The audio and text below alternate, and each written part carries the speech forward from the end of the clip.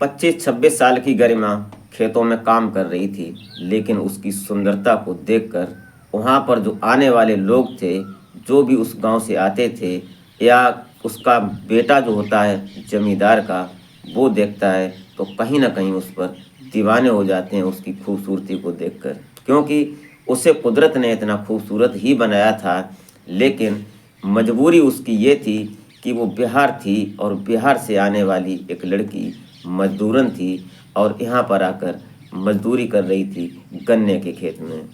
उसकी खूबसूरती को देखकर जो जमींदार का लड़का होता है वो इस तरह से फिदा हो जाता है और उसके साथ फिर ऐसा होता है कि वो लड़की उस लड़के से प्यार कर बैठती है और लड़का उस लड़की से प्यार कर बैठता है। फिर भरी पंचायत में उस लड़की को उस लड़के के हवाले कर दिया जाता है और उसका पिता जो होता है जमींदार, वो अपने बेटे की उस लड़की से शादी करवा देता है। तो दोस्तों, इस कहानी में आप बराबर बने रहिएगा और कहानी को समझने की कोशिश करते हैं और आशा करते हैं कि आप अपने परिवार अपने परिजनों के साथ बेहद खुश मस्त और खुशहाल लाइफ एंजॉय कर रहे होंगे। तो दोस्तों, वीडियो में आगे बढ़ने से पहले बस आपसे वही एक छोटी सी रिक्वेस्ट कि अभी तक आपने अगर चैनल को सब्सक्राइब नहीं किया है तो सब्सक्राइब कर लें और एक लाइक अवश्य कर दें और साथ में छोटा सा कमेंट जरूर कर दिया करें। हमारे इस यूट्यूब मंच पर आपका बहुत बहुत स्वागत है। मैं आभार व्यक्त करता हूं आपके प्यार और स्नेह का। मैं आपको नमन करता हूं। तो नमस्कार, प्रणाम। मैं अजय कोहली।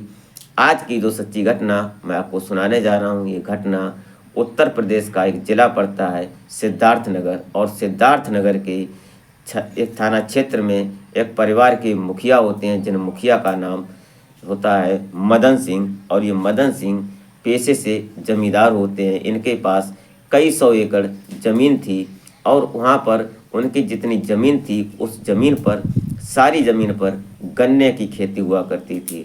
और ये नवंबर दिसंबर के महीने में जब चीनी मिल चालू होते थे तो बिहार से कुछ मज़दूरों को बुलाया जाता था और कुछ उत्तर प्रदेश के पूर्वी क्षेत्र से मज़दूरों को बुलाया जाता था। वो यहाँ पर आकर उस गन्ने की कटाई करते थे, छिलाई करते थे और उसके बाद उस गन्ने को चीनी मिल में ले जाया जाता था। उससे उन जमींदार मदन सिंह की मोटी कमाई होती थी, मोटी अर्निंग होती थी और उनका रसूखदार हिसाब था। रसूखदार लोगों में उनकी गिनती आती थी। दरअसल 2023 का समय होता है, नवंबर का महीना होता है। यहाँ पर जब गन्ने की कटाई शुरू होती है तो कुछ लोग पहले से इनके संपर्क में होते हैं। बिहार के लोग थे, बड़े अच्छे लोग होते हैं बिहार के।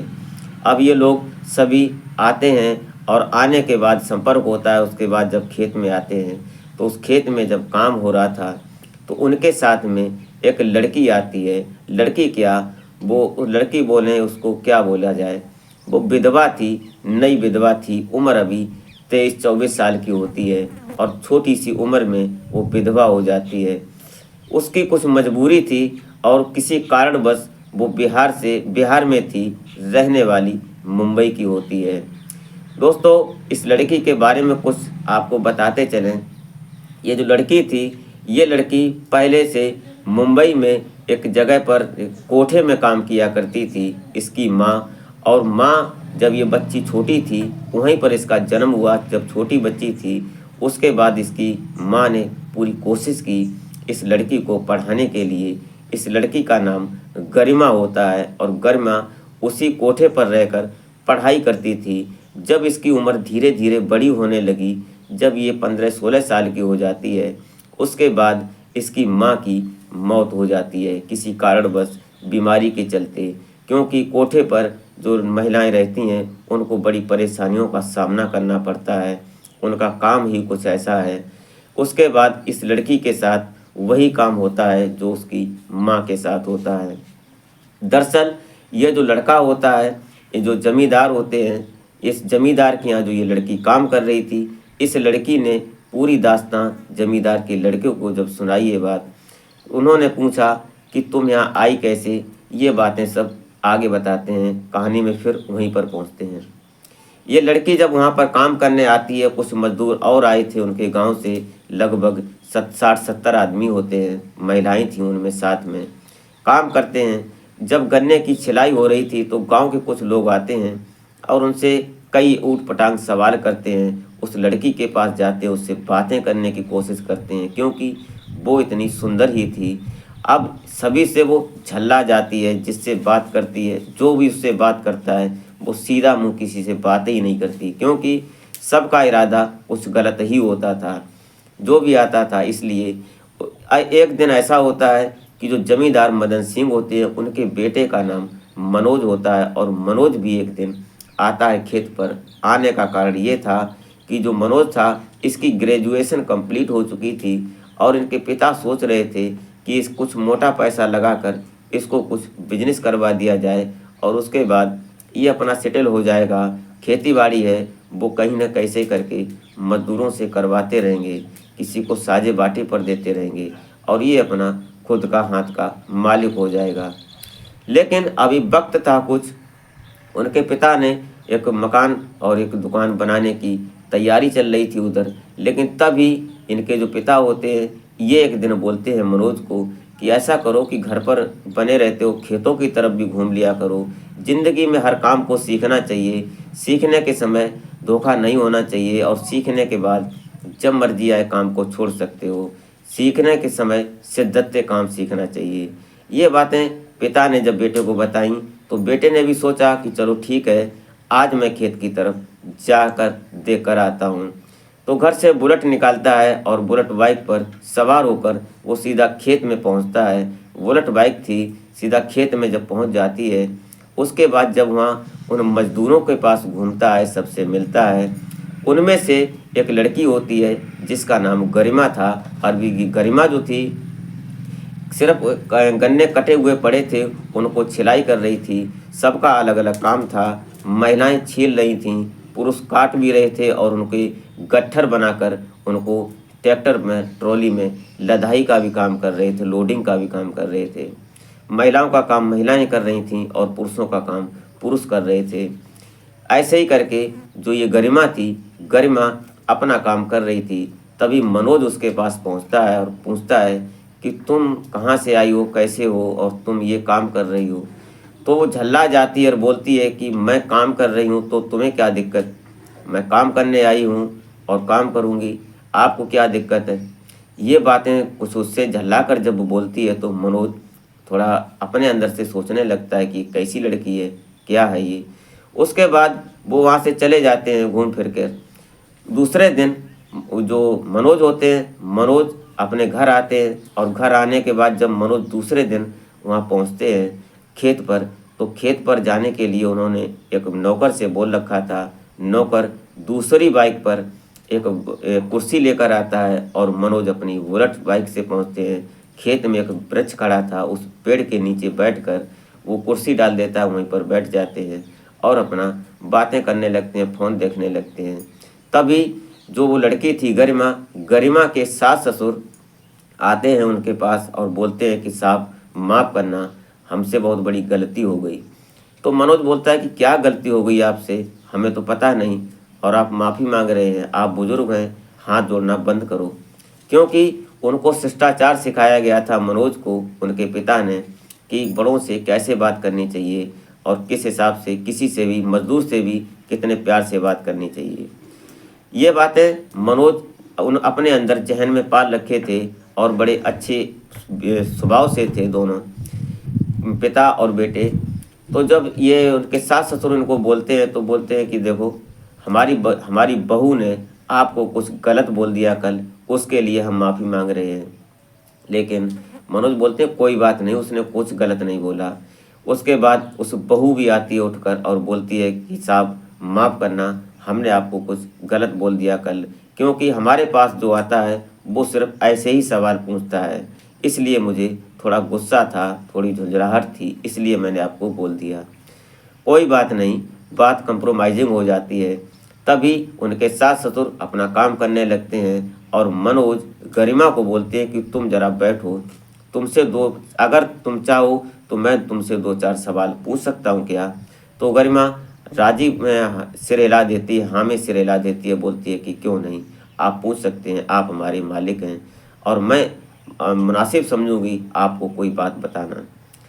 तो मनोज प्यार से पूछते हैं कि यह बताओ, उससे पहले जो गरिमा थी, गरिमा के सास ससुर ने पूरी बात बता दी थी कि हमारा बेटा था, सुंदर था और वो मुंबई में रह के काम करता था, लेकिन वहीं से ये लड़की लाया था और उसके बाद घर पर आने के बाद उसे सर्पदंश से उसकी मौत हो गई थी, इसलिए ये आज विधवा है, इसकी मजबूरी है। मैंने इसको कई बार बोला कि बेटी दूसरी शादी कर लो, तुम्हारी पूरी ज़िंदगी पड़ी है, लेकिन ये जाने को राजी नहीं होती, हमारे साथ ही रह रही है। ये बातें मनोज को पहले उनके सास ससुर ने बता रखी थीं। अब गरिमा और मनोज की बात होने लगती है तो मनोज गरिमा से पूछते हैं कि क्या तुम यहाँ रहना पसंद करोगी या मुंबई में रहना पसंद करोगी। तो गरिमा बोलती है कि जहाँ प्यार मिले, जहाँ अपनापन हो, वहीं पर रहना पसंद करेंगे हम क्या कोई भी हो। तो उन्होंने फिर कई एक सवाल पूछे, कई एक सवाल पूछने के बाद गरिमा से पूछते हैं कि तुम क्या इस समय प्यार तुमने किया और प्यार करने के बाद तुम्हारी ज़िंदगी में ये सब हो गया। तो गरिमा रोकर बोलती है कि क्या करें, अंधेरे से निकले थे और अंधेरे में ही रह गए, कि हम कोठे से शुरू हुए, कोठे पर हमारा जन्म हुआ और उसके बाद घर आए, यहाँ पर हमने अपनी ज़िंदगी बसानी चाहिए, लेकिन शायद कुदरत को ये भी मंजूर नहीं थी और उसके बाद आज फिर हम अंधेरे में हैं, एक विधवा का रूप लेकर। हमसे कौन शादी करेगा, कौन हमें अपनाएगा। ये बातें दोनों की दिल की हो रही थीं। यहाँ पर कहीं ना कहीं मनोज का दिल इतना पसीज जाता है और मनोज बैठे और गरिमा दोनों से बात कर रहे थे, तभी उनके गांव के, उनके चाचा ताऊ के लड़के मनोज के आ रहे थे, 2-3 लड़के थे। इतने में गरिमा बोलती है कि देखो वो लड़के आ रहे हैं, ये हमारे साथ कभी कुछ बोलते हैं, कभी कुछ बोलते हैं, इसलिए मैंने आपसे थोड़ा नाराज़गी जाहिर कर दी थी। तो उन्होंने कहा कोई बात नहीं, आज के बाद ये कुछ नहीं बोलेंगे। अब वो लड़के आते हैं और थोड़ा हंसी मजाक होती है। हंसी मजाक होने के बाद ये लड़के बोलते हैं कि क्या है ये सब, ये और कुछ बातें होती हैं उनके बाद कि चांद सूरज ये सब। उसके बाद जो मनोज होते हैं, मनोज बोलते हैं कि जाओ, आज के बाद ध्यान रखना ये तुम्हारी भाभी है। जब ये बात गरिमा सुनती है तो गरिमा के पैरों तले ज़मीन खिसक जाती है। वो सोचने लगती है कि ये सब क्या। लेकिन जब वो लड़के चले जाते हैं उसके बाद गरिमा मनोज से पूछती है कि आपने ये क्या कह दिया। तो मनोज बोलता है कि क्यों, तुम हमारे साथ शादी करना नहीं चाहोगी, हमसे प्यार नहीं करती हो। ये बातें जब गरिमा सुनती है तो गरिमा के आंखों में पानी हो जाता है और उसके आंसू जब गिरने लगते हैं, नज़रें झुक जाती हैं। उसके बाद फिर कहानी कुछ और बन जाती है। ये कहानी जब घर तक पहुंच जाती है, घर में उन लड़कों ने उसकी माँ को बता दिया था, मनोज की माँ को। तो मनोज की माँ झल्ला जाती है और तड़प झड़प करने लगती है और अपने पति बदन सिंह से, ये सब क्या कर रहा है, ये इसीलिए पढ़ाया कि इसकी शादी जो आती है उनको मैं मना कर देती हूँ, कितना दहेज वाले आते हैं और ये सब महिलाओं की खासकर ऐसी आदतें होती हैं।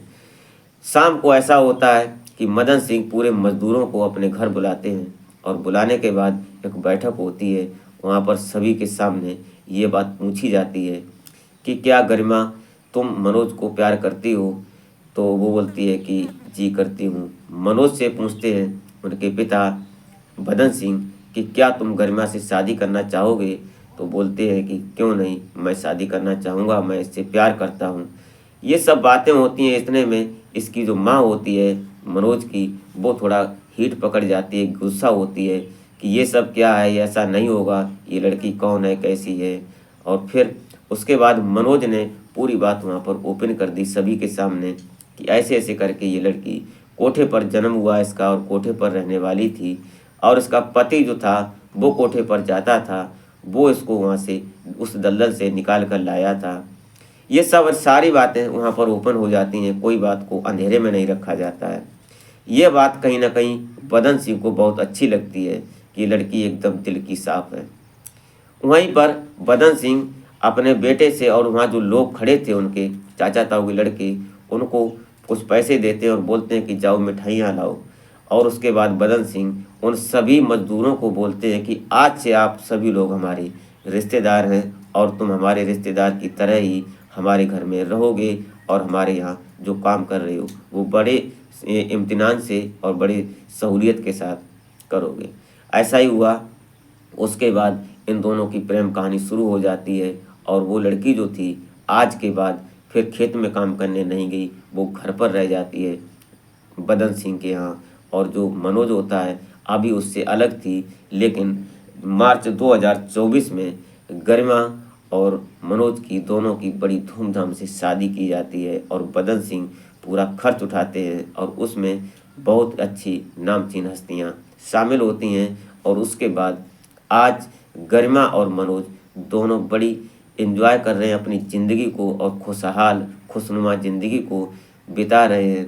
वक्त आगे बढ़ रहा है और उसके बाद बदन सिंह भी आज बड़ा खुश हैं, क्योंकि उनकी छाती चौड़ी हो जाती है कि हमारे बेटे ने एक कोठे वाली लड़की और फिर उसके बाद विधवा महिला से शादी की।